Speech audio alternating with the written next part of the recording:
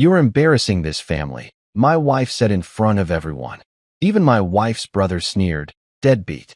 Then, as dinner started, my wife's sister's husband arrived in uniform and froze. He saluted me and said, "Sir." My wife's dad's fork clattered to the floor. My wife's sister turned pale. "My name is Marcus Blake, and I'm 38 years old, though some days I feel like I've lived twice that long. For over a decade now, I've been working in what most people would call the shadows, government defense contracts that deal with classified materials so sensitive that even thinking about it wrong could land you in federal prison. The kind of technical, complex, life-or-death important stuff that keeps this country running while everyone else sleeps peacefully in their beds, completely oblivious to the threats lurking just beyond their suburban picket fences. But here's the kicker. To my wife Talia, her entire family, and pretty much everyone else in my orbit, I'm just that guy who works from home. You know the type, right? The dude in sweatpants pecking away at a laptop, probably selling insurance or doing data entry for some faceless corporation. Hell, for all they know, I could be running a pyramid scheme or flipping burgers through a food delivery app. The point is, they don't know, and more importantly, they don't care to find out. Every single family gathering feels like I'm watching a movie where I'm not even an extra.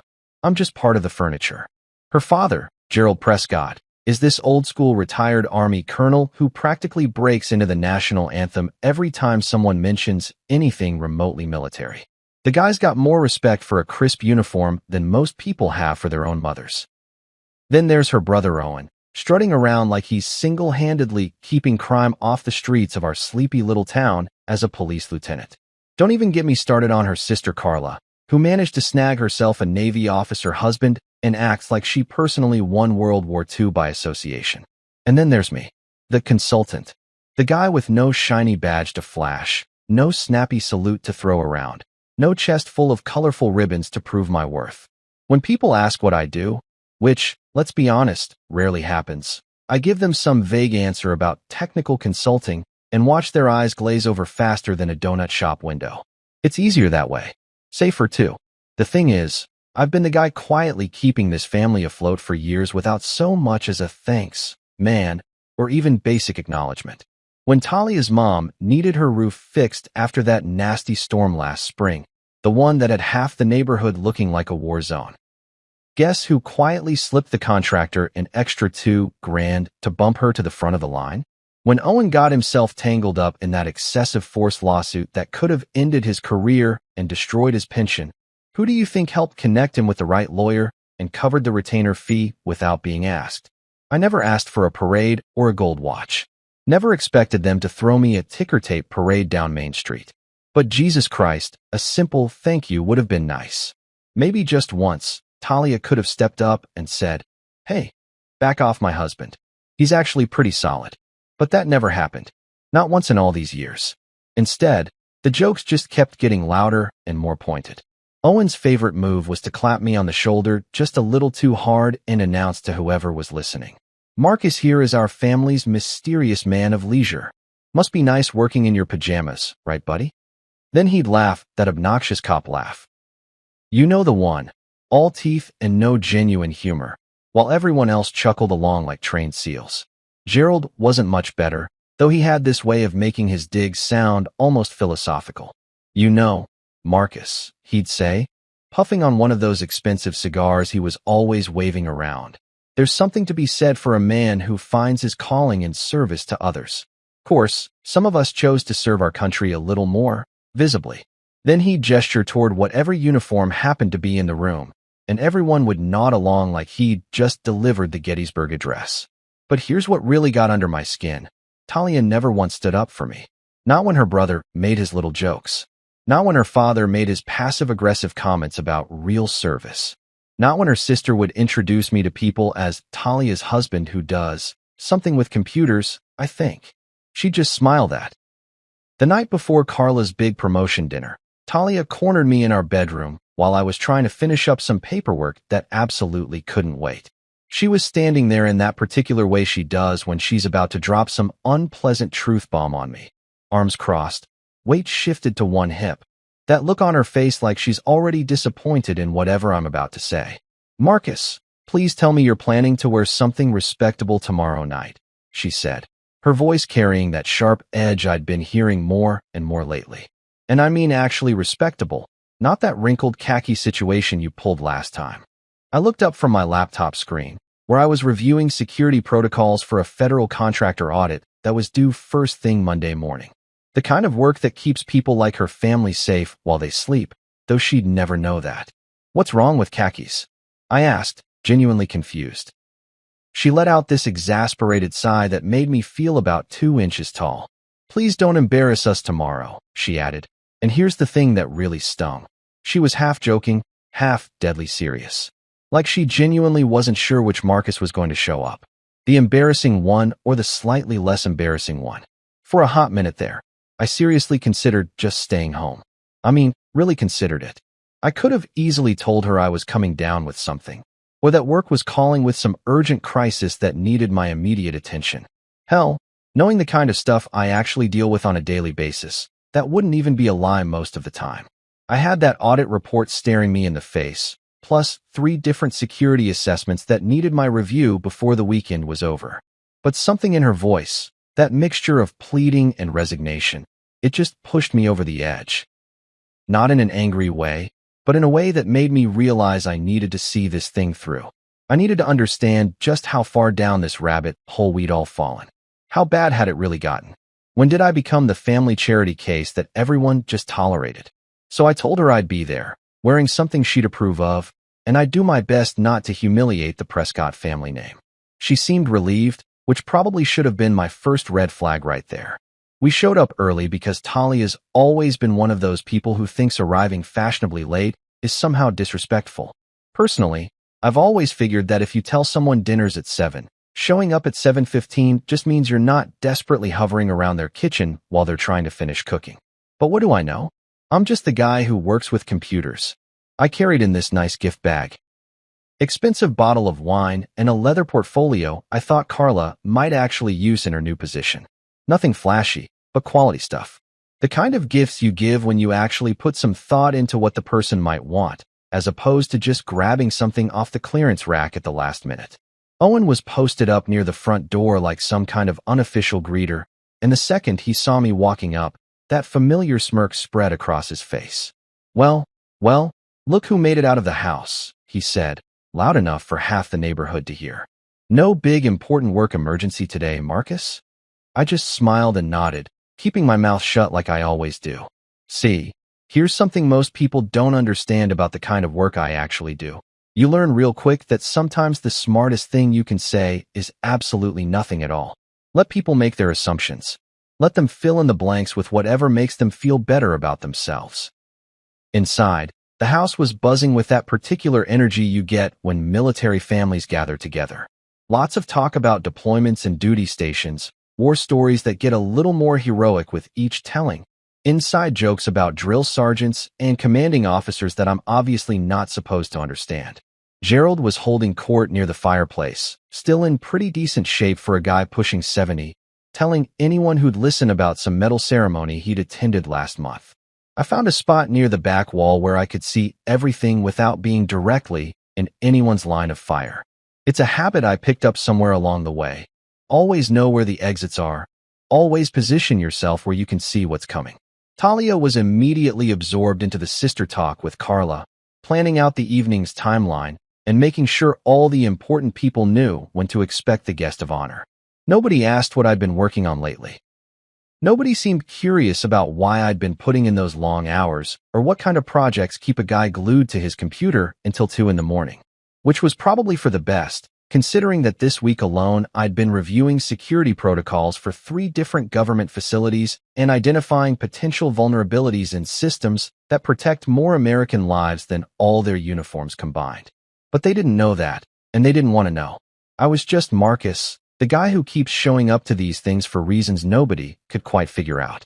The husband who doesn't quite fit, but somehow hasn't gotten the hint to stop coming around.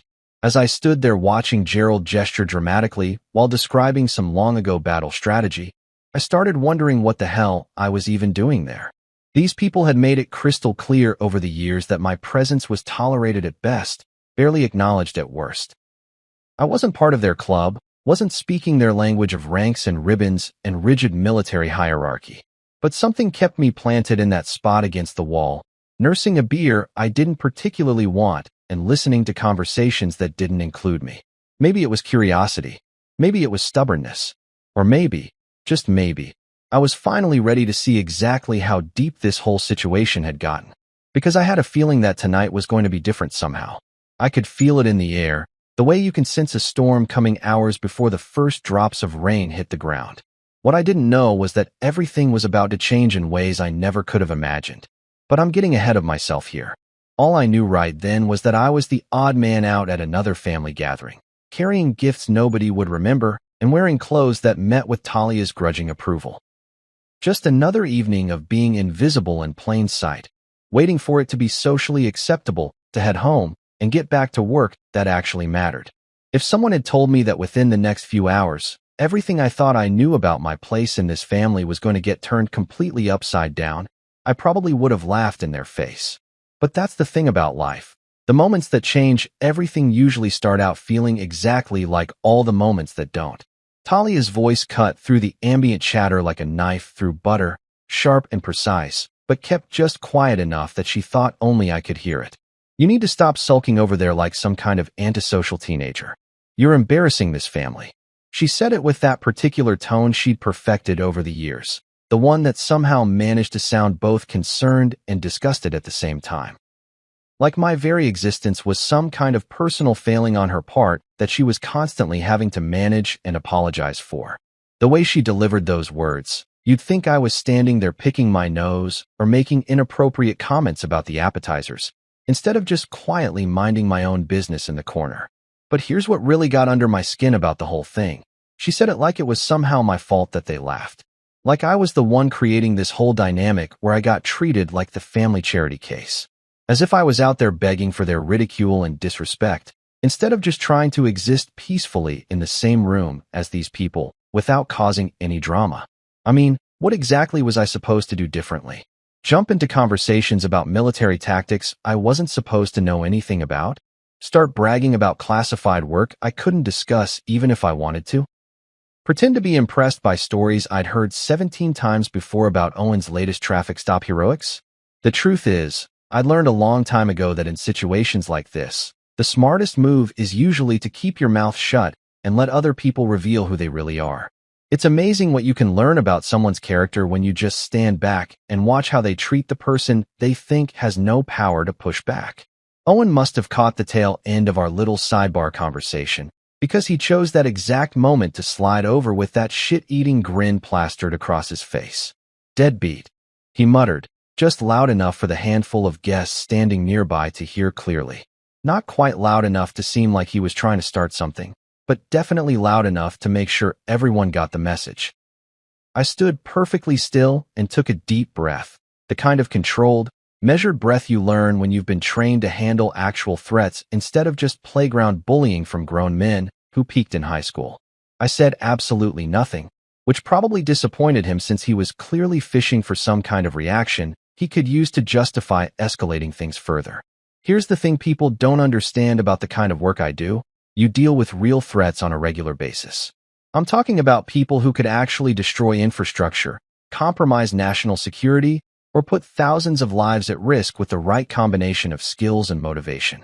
When you've spent your career identifying and neutralizing those kinds of dangers, some small-town cops' sad attempts at intimidation just don't register as worth your energy. But I'll be honest, it still hurt.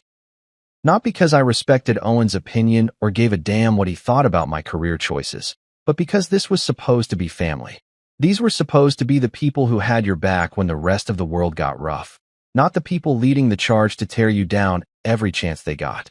Carla's husband, Commander Tristan Ford, still hadn't made his grand entrance yet, and you could tell everyone was getting antsy waiting for him. The way they talked about this guy, you'd think he was some combination of George Washington and Superman, personally responsible for keeping democracy alive single-handedly. Gerald kept checking his watch and glancing toward the door like he was expecting the second coming to walk through it at any moment. The food was all laid out on the dining room table, fancy stuff that probably cost more than most people spend on groceries in a month.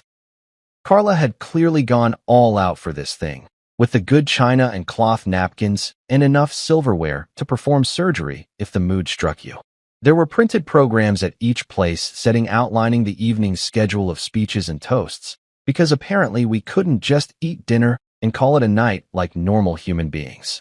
I found myself wondering, not for the first time, how I'd ended up in this particular version of hell.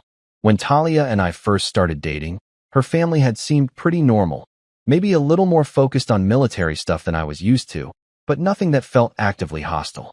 Gerald had been polite, Owen had been tolerable, and Carla had actually seemed to like me well enough. But somewhere along the way, things had shifted. Maybe it was gradual, or maybe I just hadn't been paying close enough attention in the beginning. Either way, I'd somehow become the family punching bag without quite understanding how it happened or what I could have done differently to prevent it.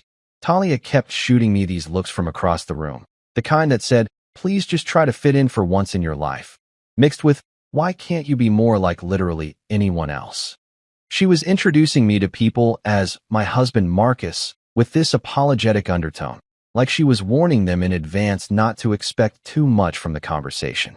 "This is Marcus," she'd say to whoever was unfortunate enough to be standing nearby when we approached. "He works with computers and technical stuff." Then she'd quickly change the subject to something more interesting, leaving me standing there like a piece of furniture that had somehow learned to walk upright. I told myself to just survive the evening. Just make it through dinner, sit through whatever speeches they had planned, and then I could go home and forget this whole thing ever happened.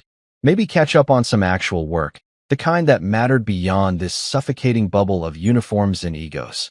The front door opened with that particular kind of authority that only comes from someone who's used to making an entrance.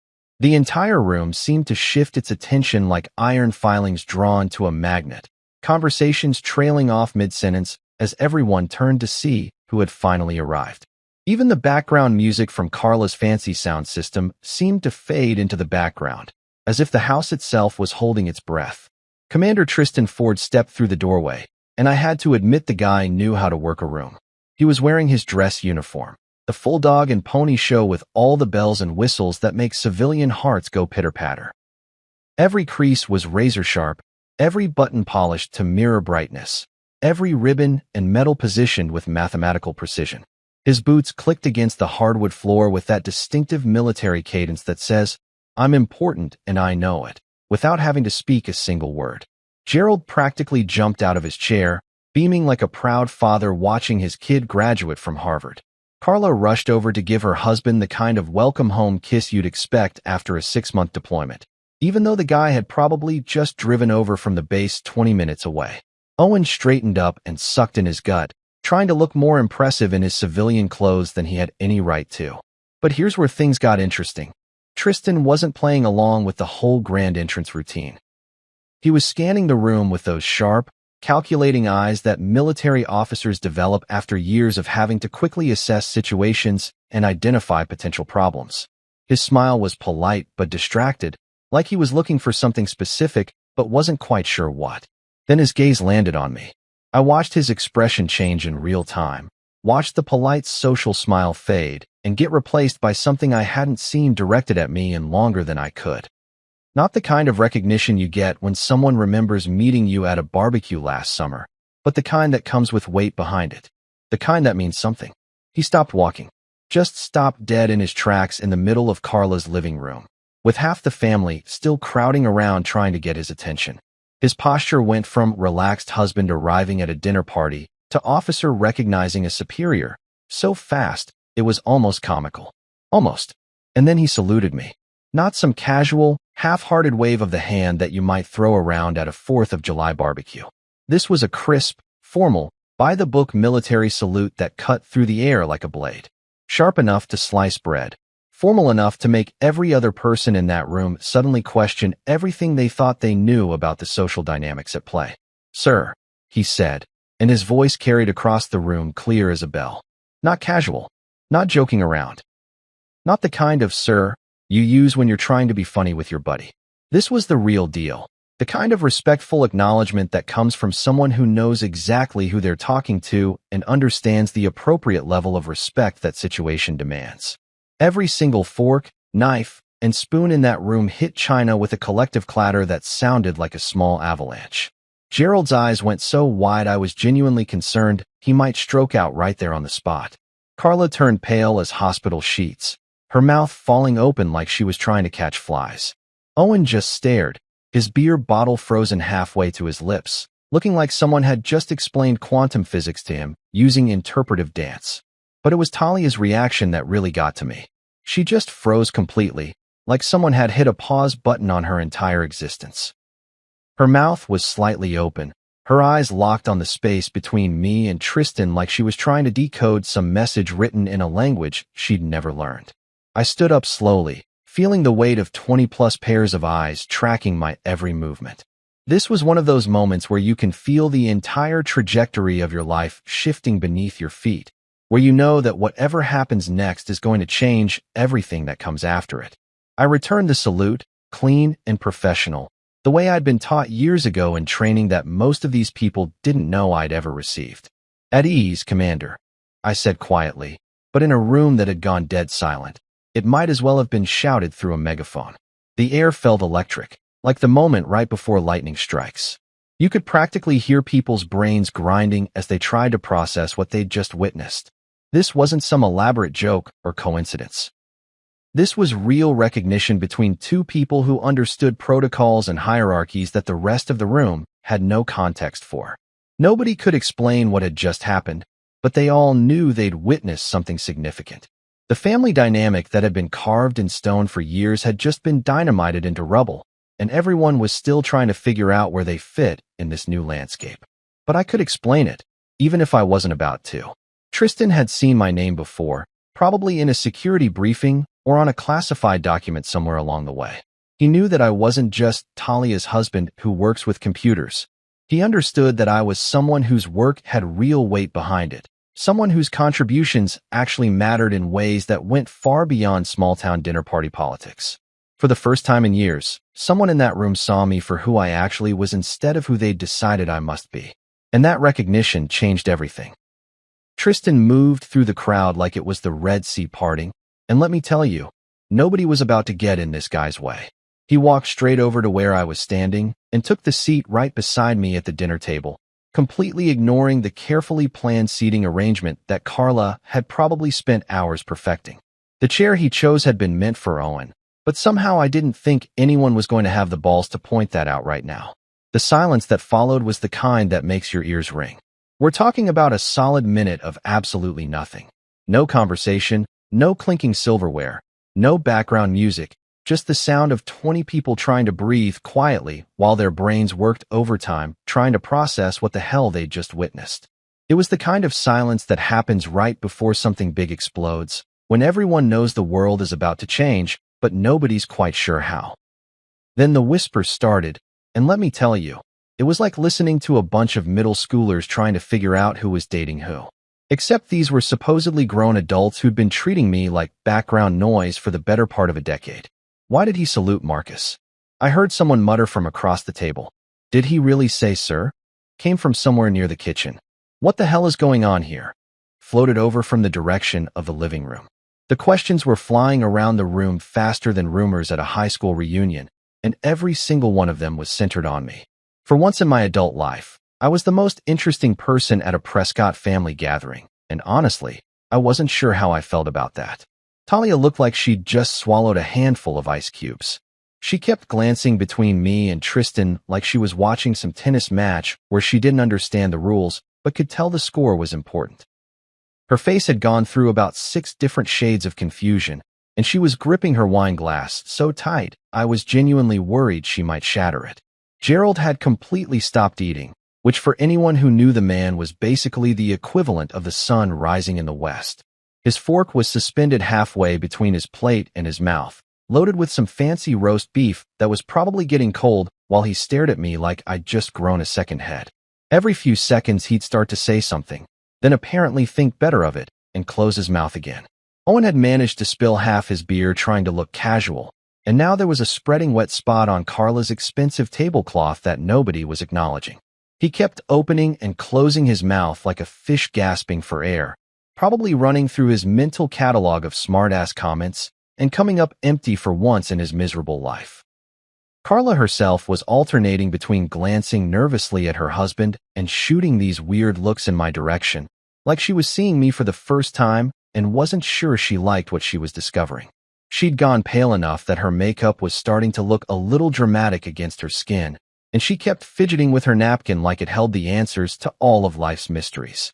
Through all of this chaos, I just stayed calm, ate my dinner slowly and methodically, the way I'd been trained to do in situations where maintaining composure was the difference between success and complete disaster.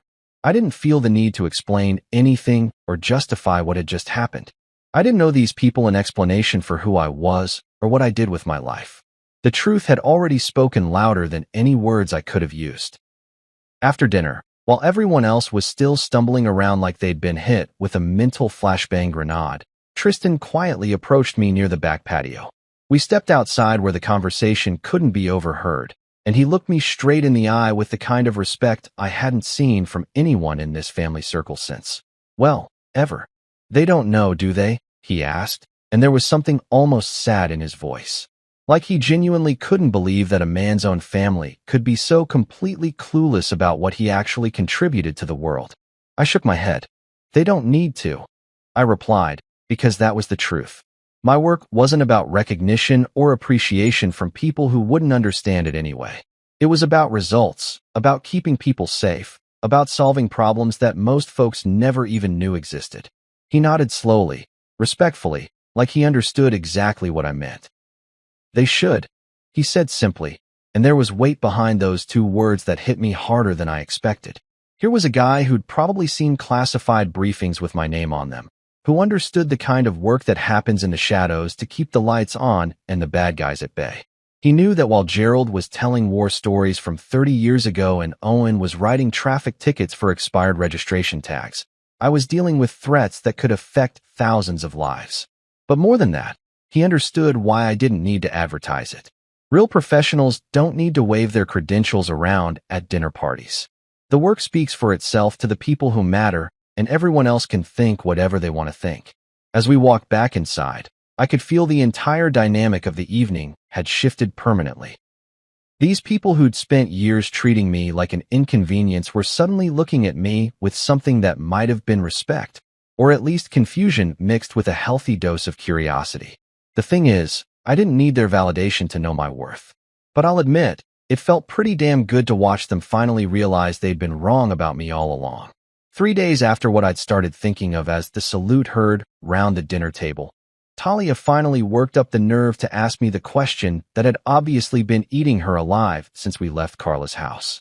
We were sitting in our kitchen on a Wednesday morning, her nursing her second cup of coffee while I reviewed some technical specifications that needed my attention before noon.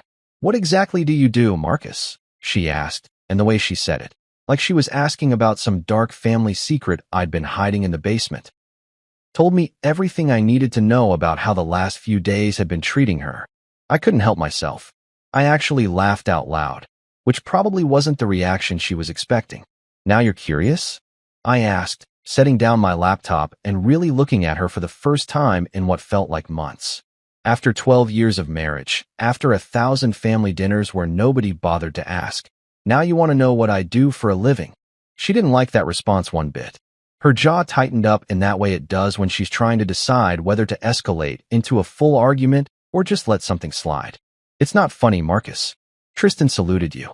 Like, actually saluted you. Dad hasn't stopped talking about it since we left. He's been calling his old army buddies trying to figure out what the hell happened in his daughter's dining room." I just shrugged, taking a sip of my own coffee and watching her face cycle through about 6 different emotions in the span of 10 seconds. "Tristan knows my work," I said simply. "That's all there is to it." And that was all I was going to say about it, at least right then. See, here's the thing about security clearances and classified work. You don't just get to spill your guts because your wife suddenly developed an interest in your career. There are protocols, procedures, and about 1,000 different ways you can accidentally cross lines that will land you in federal prison faster than you can say need-to-know basis. But more than that, I was genuinely curious to see how this was all going to play out.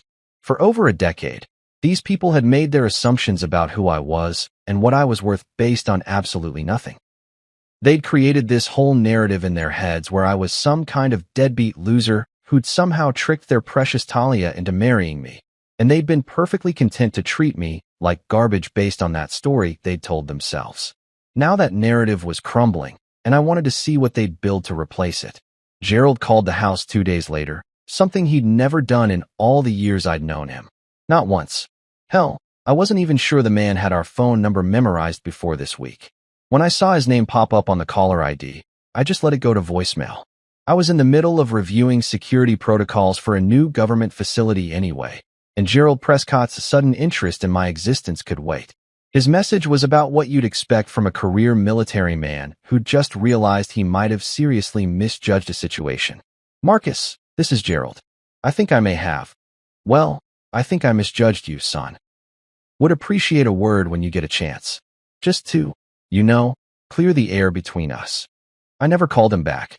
Not because I was holding some grudge or trying to punish the guy, but because what would have been the point? Gerald's opinion of me had been irrelevant for years, and one awkward phone conversation wasn't going to change the fundamental dynamic between us. Either he'd figure out how to treat me with basic human respect going forward, or he wouldn't. His choice. Carla surprised me by actually reaching out via text message about a week later. Her approach was different, more direct, less focused on trying to preserve her father's ego. "Tristan told me a little about what you actually do," she wrote. "I had no idea. I'm sorry for how we've treated you. That wasn't right. That one I appreciated. Not because I needed her apology to feel better about myself, but because it showed she was capable of growth. It takes guts to admit you've been wrong about someone, especially when that someone is family and you've been wrong for years. Most people would rather just pretend the whole thing never happened and hope everyone forgets about it eventually." Owen, predictably, never said a damn word. He just stopped making his little jokes and comments, at least when I was around to hear them. I'd catch him staring sometimes at family gatherings after that, like he was trying to solve some puzzle he'd never noticed before. But direct acknowledgement that maybe he'd been a complete ass? That was apparently beyond his capabilities.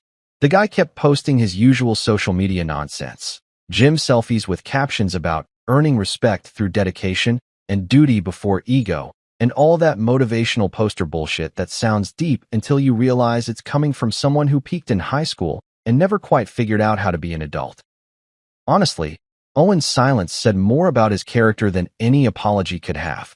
When confronted with evidence that he'd been completely wrong about someone, his response was just to pretend it never happened and hope nobody noticed. Classic move from someone who's never learned how to handle being wrong about anything important. But here's what really struck me about the whole situation: how quickly everyone's behavior changed once they realized they might have been missing something. Suddenly, I wasn't invisible anymore at family gatherings. People actually asked me questions, looked me in the eye when they talked to me, seemed genuinely interested in my responses. It was fascinating and depressing at the same time. Work picked up significantly in the weeks following what I'd started thinking of as the Great Revelation. It was like the universe had decided to remind me why I'd gotten into this line of work in the first place, before I'd allowed myself to get bogged down in the petty family drama that had been consuming way too much of my mental energy. A new client out in Arizona needed a complete security overhaul for their data infrastructure, the kind of project that required someone who could think like both a defender and an attacker, someone who understood that the real threats weren't always the obvious ones. Then there was a quiet conference in Washington, D.C. that I'd been invited to present at, the kind where nobody takes photos and the attendee list never gets published anywhere public. These were the moments that reminded me who I actually was when I wasn't playing the role of Talia's mysteriously unemployed husband at family dinners. Out here in the real world, dealing with actual professionals who understood the stakes involved in keeping critical systems secure, I wasn't invisible. I wasn't background noise. I was the guy people called when they needed problems solved that could affect thousands of lives if handled incorrectly. The Arizona project led me to work with a sharp young guy named Jonas, fresh out of graduate school, with a computer science degree and enough natural curiosity to be genuinely dangerous if pointed in the right direction. Kid reminded me of myself about 15 years ago, back when I still thought the most important part of any job was getting credit for being the smartest person in the room. Jonas had that hunger you see in people who figured out they're good at something but haven't yet learned the difference between being smart and being wise. He'd ask questions that cut straight to the heart of complex security protocols, then get frustrated when the answers weren't as clean and definitive as he wanted them to be. Why do we spend so much time on threats that might never happen? He asked me one afternoon while we were reviewing penetration test results for a government contractor's network. Statistically speaking, most of these attack vectors have never been exploited in the wild. I looked up from my laptop and really studied his face for a moment. Here was someone who understood the technical side of what we did, but hadn't yet grasped the philosophical weight of it. Because the moment we stop preparing for the threats that haven't happened yet is the moment they start happening, I told him. Our job isn't to protect against yesterday's attacks. It's to think 3 steps ahead of people who are actively trying to hurt innocent folks. Over the next few months, I ended up mentoring Jonas and a couple other new hires who joined our little team. It felt good to be building something real, working with people who trusted my judgment without needing to see my resume framed on the wall or hear war stories about my greatest professional hits. These were people who measured success by results rather than recognition, who understood that the best security work happens in the shadows where nobody notices it until something goes wrong. We'd spend weeks identifying vulnerabilities in critical systems, then quietly patch them without fanfare or applause. No medals, no ceremonies, no photo ops with politicians trying to look tough on national security. Just the quiet satisfaction of knowing that somewhere out there, people were safer because of work they'd never hear about, done by people whose names they'd never know. One day, Jonas asked me something that caught me off guard. We were wrapping up a training session on social engineering attacks, and he was packing up his gear with that thoughtful expression he got when something was really bothering him. "Do you ever feel invisible?" he asked, not making eye contact. "Like, you do all this work that matters, but nobody outside this little bubble knows or cares what you actually contribute." The question hit me harder than I expected, probably because it was exactly what I'd been dealing with in my personal life for years. Here was this kid, brilliant and dedicated already starting to realize that the most important work often goes completely unrecognized by the people who benefit from it most. Only to people who need loudness to see value. I replied, and I meant every word of it. The work speaks for itself to the people who matter. Everyone else can think whatever they want to think.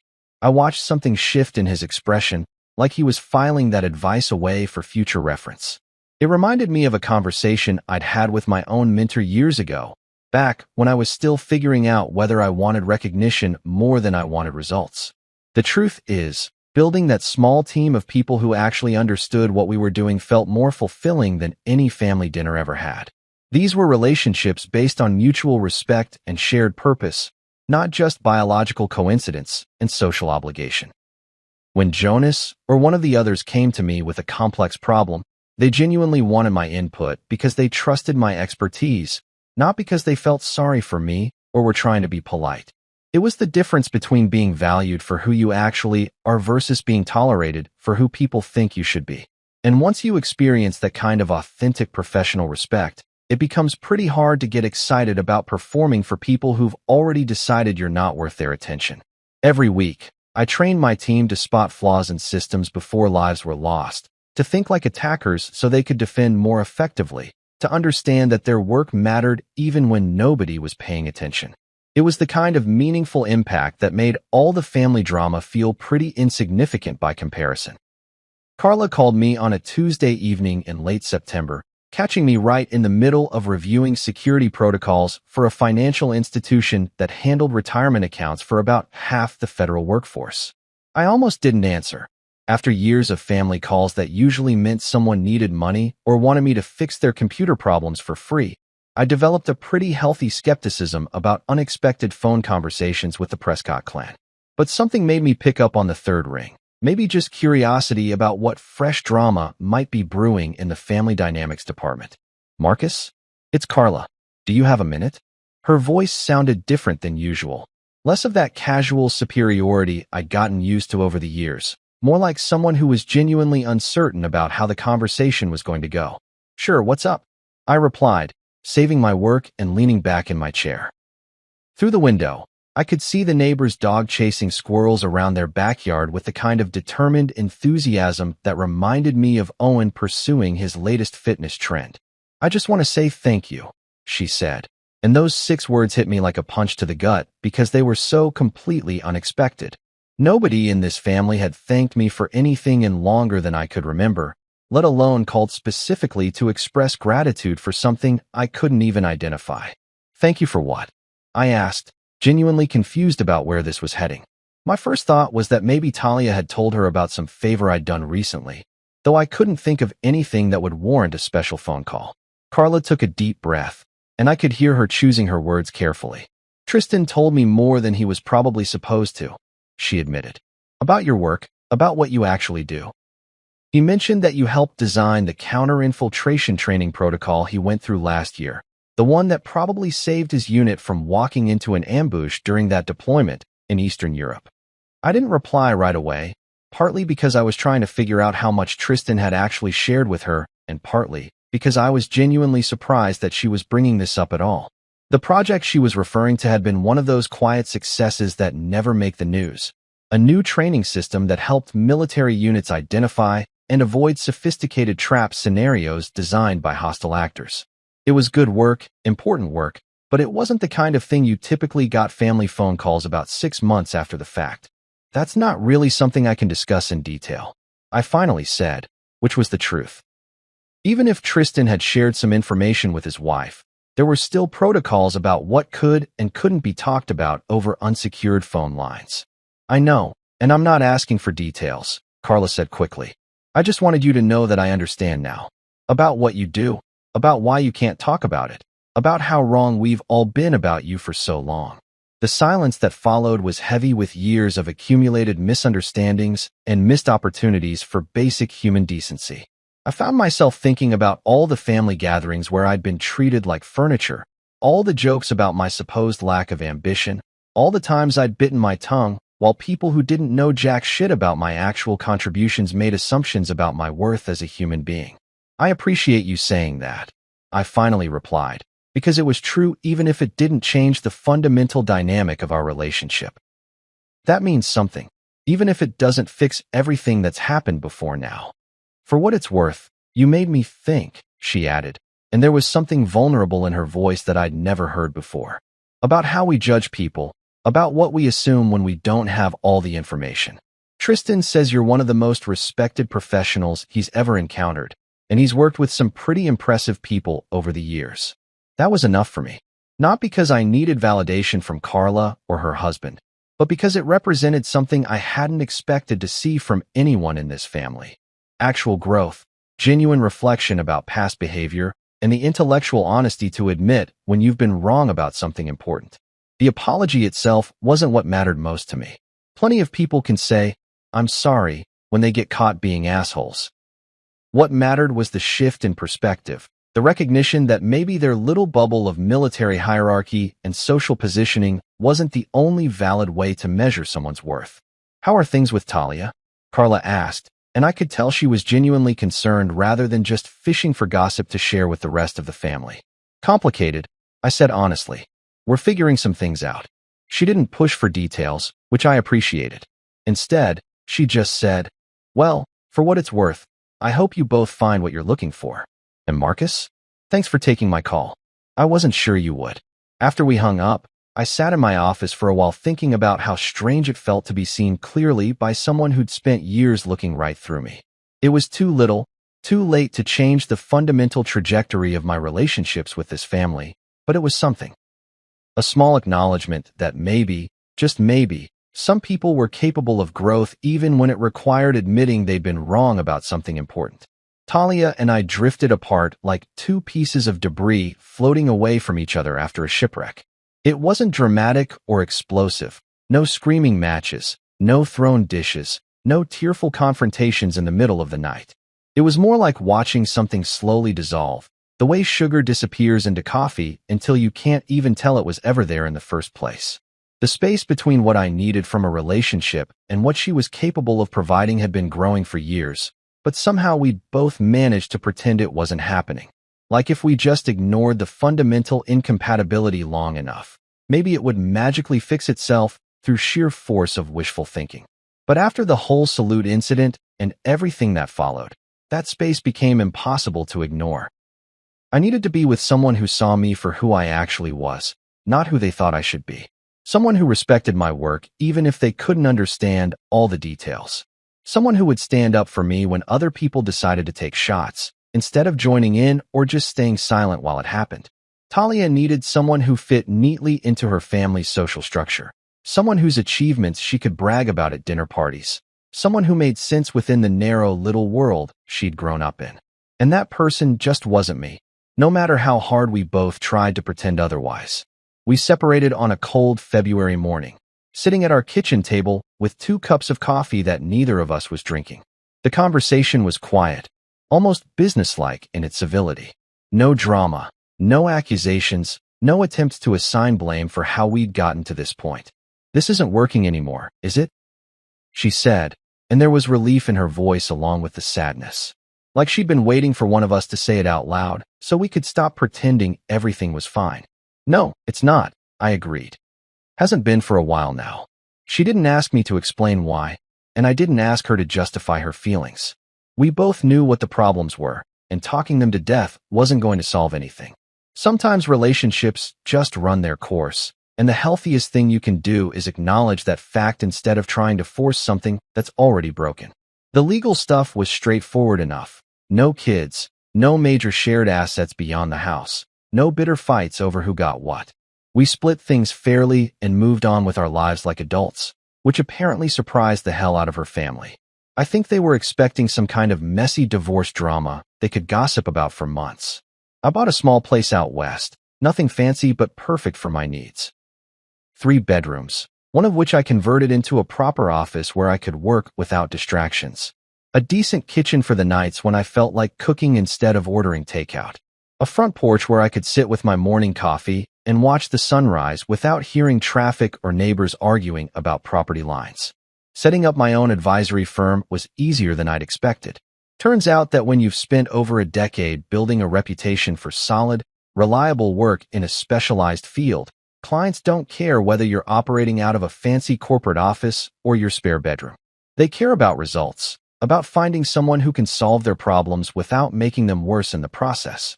My client base was small but steady. Government contractors who needed security audits, private companies dealing with sensitive data, the occasional federal agency that required outside consultation on projects they couldn't handle internally.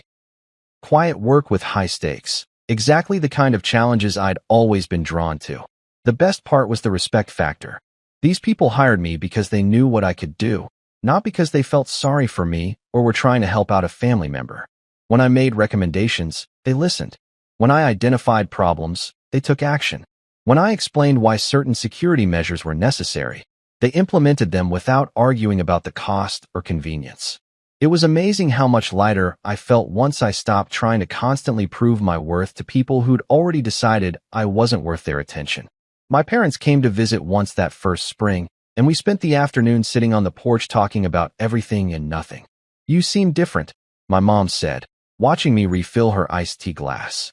"More relaxed, I guess. More like yourself." She was right. For the first time in years, I felt like I could breathe properly.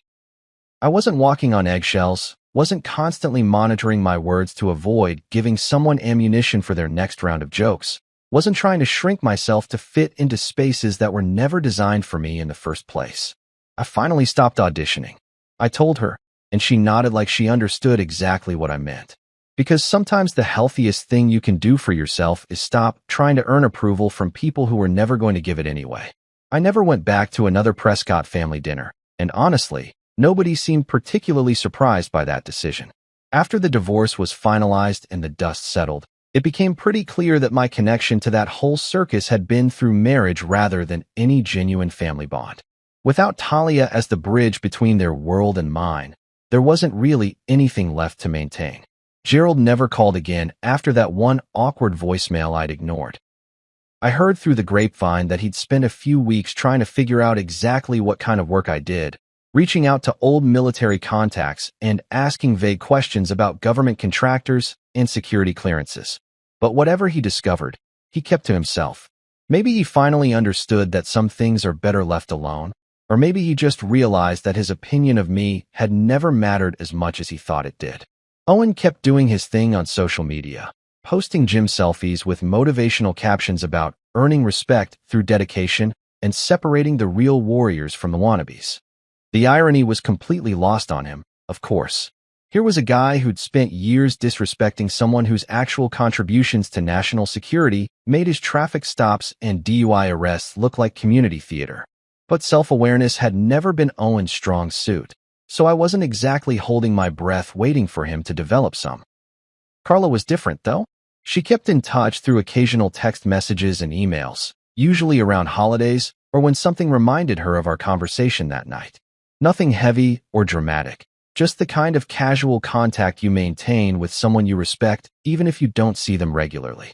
It was more than I'd expected and exactly what I needed. Acknowledgement without obligation, connection without drama. About 6 months after I'd settled into my new place, a package showed up at my door with no return address. Inside was a book on leadership and unspoken service, the kind of thoughtful analysis of how real influence works behind the scenes. Tucked inside the front cover was a short note written in neat, precise handwriting. To the man whose silence taught me the most. T.F. Tristan Ford. The guy who'd changed everything with one simple salute, who'd recognized what nobody else in that room had been willing to see. I never responded to the note because it didn't require a response. It was a statement of fact rather than a request for acknowledgement. But the book sits on my office shelf now, and every time I see it, I'm reminded that sometimes the most important recognition comes from people who understand the weight of real responsibility. These days, I spend my time building real systems and training real people. My little advisory firm has grown into something I'm genuinely proud of, not because it's flashy or impressive on paper, but because it makes a difference in ways that matter.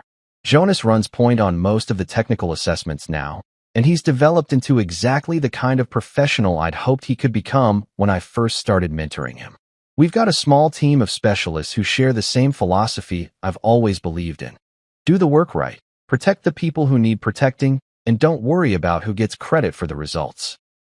It's the kind of environment where competence matters more than personality, where results speak louder than rhetoric, where nobody has to prove their worth through anything other than the quality of their contributions. I speak softly these days, but I no longer shrink myself to fit into spaces that weren't designed for me. When clients ask for my recommendations, I give them clearly and directly. When team members need guidance, I provide it without sugarcoating the hard truths they need to hear. When problems arise that require expertise, I step up and handle them without waiting for permission or validation from anyone else. The difference is that now I'm operating in a world where my voice actually carries weight, where people listen because they respect what I bring to the table rather than because they feel obligated to pretend they care. It's amazing how much more effective you can be when you stop wasting energy trying to convince people who are never going to see your value anyway. Because sometimes, the sharpest salute is the one given in recognition of work that was never meant to be seen. Sometimes the loudest justice is the kind that doesn't need to be explained to people who wouldn't understand it anyway. And sometimes the most meaningful legacy you can build is the one that protects people who will never know your name, but are safer because you existed. I chose to build something real instead of performing for an audience that was never really watching. And that choice made all the difference.